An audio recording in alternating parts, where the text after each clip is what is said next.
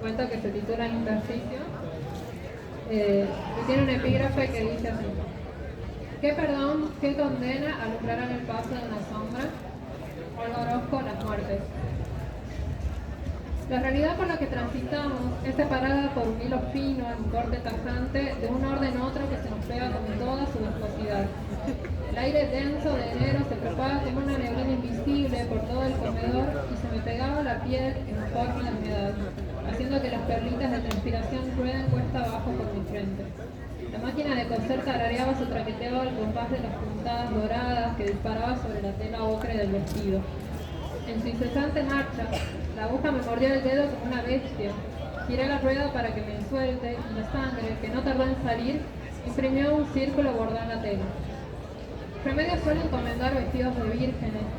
Me delegó el arreglo de ropajes y la elaboración de ornamentos textiles con suntuosos bordados y pedrería.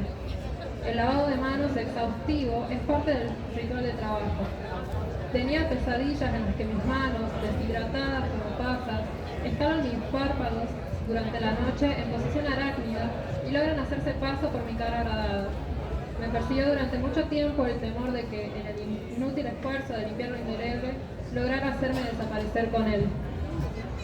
Conozco Remedios desde que empecé a almacenar recuerdos de mi memoria, capacidad que empiezo a considerar deshilachada.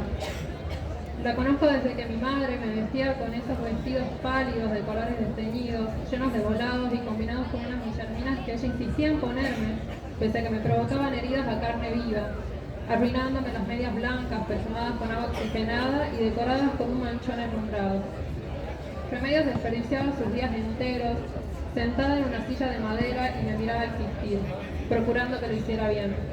Existía a modo de faro, con los muslos pegoteados al roble, cuando el helado se me derretía entre los dedos y la tierra se adhería a la pegosidad rosa, transparente y el sudor veraniego.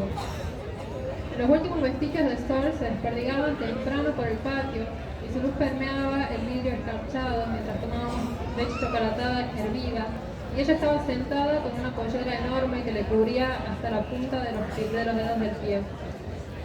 Tiene un rostro endurecido, sin importar la estación. Nos cuidó de buena voluntad los días que mi mamá se marchaba y no regresaba sino hasta un tiempo en que no me molestaba en definir, sencillamente porque no me importaba, quizá porque no era yo quien escurría su juventud, leyendo versículos bíblicos y trabajando una voz para niñas que no cultivé en mi seno. Es Remedios quien me enseñó a coser, bordar, orar, y es también quien me enseñó que estoy repleta de manchas. Como consecuencia de nunca haber sido bañada en el perdón divino, cargué el primer pecado que solo un cuerpo prematuro puede cometer. Comprendí, casi instantáneamente, que mi condición extraña es producto de ese descuido de mi mamá. Pienso que ella es la culpable de que en mí haya germinado una semilla de maldad, depositada en mi ser mucho antes de siquiera haber sido concebida. Una casa sin ojos es todo lo que me quedó de aquellos años. La ruina de un barco con el que me hundía en el vientre y aún me sigue hundiendo. El peso de una herida que fue alumbrada siendo mía y se hizo sombra junto a mí, que me sigue a pasos lánguidos pero seguros y que pesa 1000 vidas, que me acaricia con sus dedos ásperos por la noche y me respira con su aliento oxidado de historias repetidas. Desde que tengo memoria, deambulo desvaída por las calles llenas de gente, con él marcando el ritmo de mis pasos. Sé que no soy una persona mala porque Remedios, una mujer tan buena, me quería y me perdonó sin que yo pudiera disculparme. Sé que no soy mala porque me apiadé de él y le ofrecí un hueco entre mis costillas y calor en mis entrañas. Y puedo aún sentir empatía por su lentitud, que le impide llevarme el rastro a la velocidad en la que me muevo. Sé que no soy una persona mala porque sé que puedo controlar aquello que no soy yo y que me pisa al caminar. Se tropieza entre mis pies y cae de rodillas para luego arrancarse las costras al arrastrarse. Le propuse un juego, convirtiendo la persecución desgraciada en un baile, hilar un límite, presionar el cuello de mi hermana con mis manos, pero solo hasta un punto prudente. Cuando sus ojos azules, tan distintos a los míos, se abrían redondos y enormes, solo entonces la soltaba. Mataba mariposas o sapos que lograba cazar en el patio de nuestra vieja casa, pero me abstenía de intentarlo con las mascotas de la familia y de los vecinos. Mi bondad consistía en causar daño en la menor medida posible, con empujones o patadas débiles, Lo suficiente para saciar su necesidad imperante y aún así no perder la humanidad que me disfrazaba entre la gente que me rodeaba. Una mueca que se transforma en sonrisa que eventualmente deviene en mueca. Los días en los que olvidaba mi rostro y me perturbaba no poder dimensionar la longitud entre mis ojos, me reflejaba esporádicamente en una ventana. Los trazos fugaces se desvanecían junto a mi paso apurado, sin dejar el tiempo suficiente para dilucidar lo desconcertante en mí, justo cuando estaba a punto de asomarse. Crecí sin espejos, los he tapado todos una vez que Remedios dejó de visitarme con tanta regularidad, luego de entender que ya no la necesitaba. A menudo bajaba la mirada solo para encontrarme con mis manos. Lo hacía cuando olvidaba que estaban ahí. Cuando provocarme una herida funcionaba como un recordatorio sutil, un mensaje del otro lado. Olvidé cómo una punzada aguda de dolor se siente desde que mi cuerpo ya no es el blanco de sus efectos y por consiguiente mi boleto a la redención ha caducado. Similar al trazado del hilo, enhebré las calles en un botón. Regué botones blancos por los pavimentos de las veredas y grandes avenidas, los asientos de colectivos, filas de panadería y las puertas de las iglesias. Adherí mi trayecto al suelo, no solo en pos del juego, sino también para salvaguardar un regreso que de tanto girar se pierde el norte.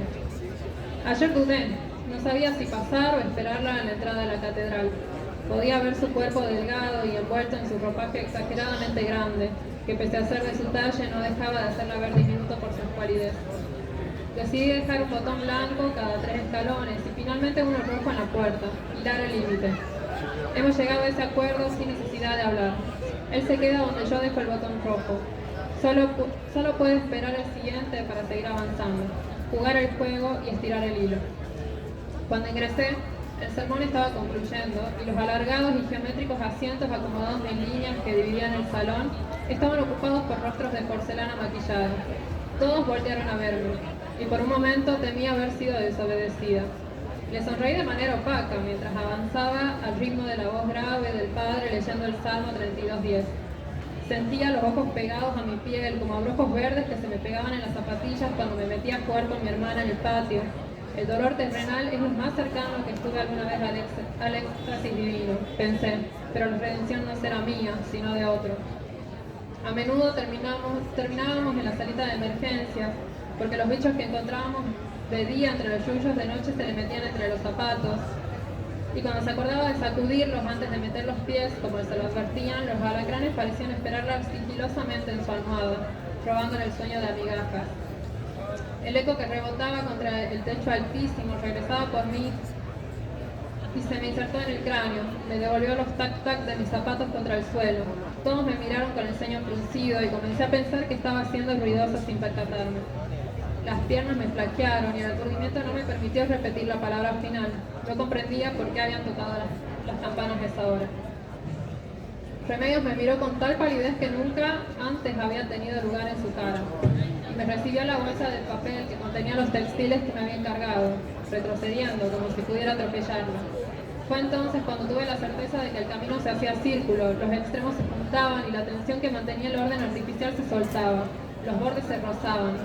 Se me incrustó el miedo de no saber quién persigue a quién. Pensé más de una vez en cortar los hilos. Hice mis averiguaciones en todo el barrio y escondí de mí misma los resultados en el cajón de la mesita de luz. Pero es el momento. Si las puertas hacia la misericordia divina se me habían cerrado en el rostro, no podía hacer otra cosa que martillar un hueco en la cáscara vacía. Adentro hay olor a limón. Las paredes tienen grafitis de humedad enorme que parecen haber sido dibujados, sin precisión, pero intencionalmente. Tania me dice que espere y se pierde entre las hileras de cuentas de madera que sirven de cortina.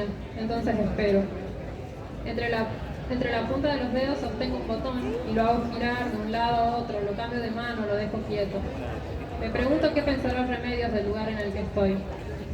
Vuelvo la mirada a las manchas. Una línea encorvada se enrosca y se desenrosca a lo largo de todo el mural. Está atrapado dentro suyo 3 figuras humanas. 2 son más altas que la otra, y sus rostros no son rostros, pero pueden funcionar como rostros. Estoy mareada por el olor a vetustés. Me siento otro objeto más guardado a señales, como si el estancamiento y las líneas serpenteantes de la pared me ingresaran al cuerpo por la nariz y a la vez me extirparan algo. con lo que dibujaría nuevos trazos. Tania vuelve, me dice que la siga y la sigo, no suelto el botón. Entonces yo también digo, seguime. Atravieso la cortina y las maderitas me dan pequeños toquecitos en el rostro y después de otra puerta más salimos al fondo. Un cuartito erguido y flaco como un espantapájaros está ubicado en el medio. Pasá y espera. El frío me da un golpe en seco en el cuerpo. La oscuridad contenida en tan estrecho espacio parece no tener fin. Si arrojase cualquier objeto dentro de aquella boca negra desaparecería para siempre. La puerta se cierra detrás mío y ya me he vuelto atrás. Escucho mi respiración como un ruido blanco y me pregunto si todavía tendré tiempo de arrepentirme, si esto que estoy haciendo cuenta como un arrepentimiento, si podría alguna persona lograr arrepentirse completamente de tanto. Me quedo parada, temo dar un paso en falso y que me traiga aquel cuartito, quedarme para siempre entre yuyos, bichos y humedad. Cuando suelto el botón, no escucho su caída. Froto mis dedos para corroborar que no lo tengo y solo siento la piel moldeada en su forma por la fuerza que estaba usando para sostenerlo. Casi al instante, inyecciones en las extremidades me roban gritos y me sacuden la caja torácica, haciéndome bailar en el lugar. Los rostros enmohecidos sueltan carcajadas en la oscuridad y los veo, siento vergüenza. Por inercia me empujo el cuerpo contra el vacío. La garganta me quema y la bilis me inunda las papilas gustativas. Me llevo las manos a la garganta e intento descifrar si tengo realmente las manos en la garganta o si habré caído en un nido enardecido de alacranes. Ya en el suelo, mojada por la asquerosidad viscosa del vómito, junto las piernas en mi pecho y en posición fetal, pruebo centrarme en el suelo infértil, áspero como una lengua de gato. Cuando éramos chiquitas teníamos una gata marrón con manchas negras, o negra con manchas marrones, pero nunca me limpió con su lengua. Siento los ojos inundados en mi fosa, las pestañas posteriores se niegan a soltar las inferiores y la desesperación me empieza a carcomer el cuerpo. Un aliento cálido en la frente, unos labios húmedos y suaves, la voz de Remedios rezando se despliega como un bálsamo restaurador, como un manto maternal que me abraza y me sostiene. Con apuro restriego los puños en mis párpados, sin preocuparme por hundirme los globos oculares. Me despierto en mi cama, asfixiada por el olor a putrefacción que emana de mí y que lleva impregnando en la ambiente hace quién sabe cuánto. Consigo, solo cuando logro pararme, en mi mareo tembloroso, en mi cuerpo bañado en mugre milenaria, que finalmente habita un cuerpo ahuecado. Los cristales de agua helada estrellándose sobre mi cuerpo terminan de fijar mi sensación de ligereza, a tal punto que casi me asomo a un espejo porque desconozco la piel que me envuelve y su peso. Temo haberme despertado en un cuerpo prestado, porque luego tendría que pagarlo o devolverlo y no tendría idea de dónde comenzar a buscar el mío. Vestida solo por la toalla húmeda, los mechones cargados de agua goteando, me calzo las pantuflas y camino hasta la cocina.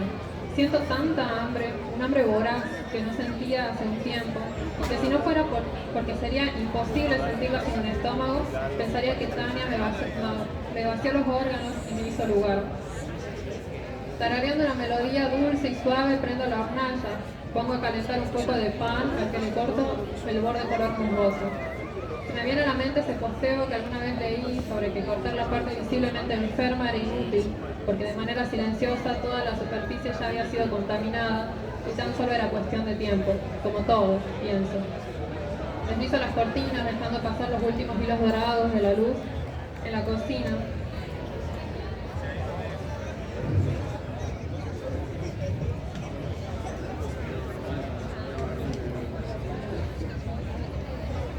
Me encuentro con la plaza de enfrente, enmarcada en el rectángulo de madera, como una postal vieja en movimiento, amarillenta y con perfume de azar. El saquito de té me está esperando. El zumbido de la calle es propio de un enero soleado. Me llena el silencio, me arrulla la mente. El chirrido de la pava corta de manera punzante el aire de parsimonia. Un llanto infantil desgarrador proveniente de la plaza desgaja zonas de mi cerebro y me hace llevar las manos hacia las sienes de manera automática. Me enrosco en mi cuerpo y la toalla en el piso casi me hace caer enredada. Entonces me entiendo. Entiendo que fui despojada, que donde hay menos pesos es porque se ha abandonado algo. Siento que el grito agudo me atraviesa todo el cuerpo y antes de percatarme rompo en un llanto asfixiante y enmudecido, sin ruido, sin escándalo. Me es imposible emitir un sonido, por muy gutural y desarticulado que lo pretenda. Me pregunto si aún puedo llamarlo y si me culparía por expulsarlo de mí o si se burlaría porque no sé vivir de otra forma. Patinando entre fragmentos de taza que se me clavan en los talones, llego al cajón de botones y saco un puñado de un manotazo tembloroso, en un impulso desesperado por unirlo a mí de nuevo. Las manos finalmente me quedan inútiles, enajenadas, después de tantos años temiendo que lavarlas con agua y lavandina me las destruyeron. Intento una vez más. El hilo atraviesa en un sacudón el ojo de la aguja y si aún tuviera cuerdas vocales habría soltado un gemido de alivio. Ruego, sin saber a quién, ser perdonada y pienso qué ironía seguir buscando perdón aún estando ya vacía de inmundicia. Entonces rompo el tejido de mi piel, adhiriendo los botones con la misma contundencia y frialdad que mi máquina, sin seguir un orden. Para el tercer botón ya no siento ardor, aunque los hilos de sangre empiezan a extenderse transversalmente. Cuando logro crear un salpicón de círculos de diferentes tamaños y colores en mi torso, me interrumpen dos golpes bajo la tela que cubre el espejo. Gracias.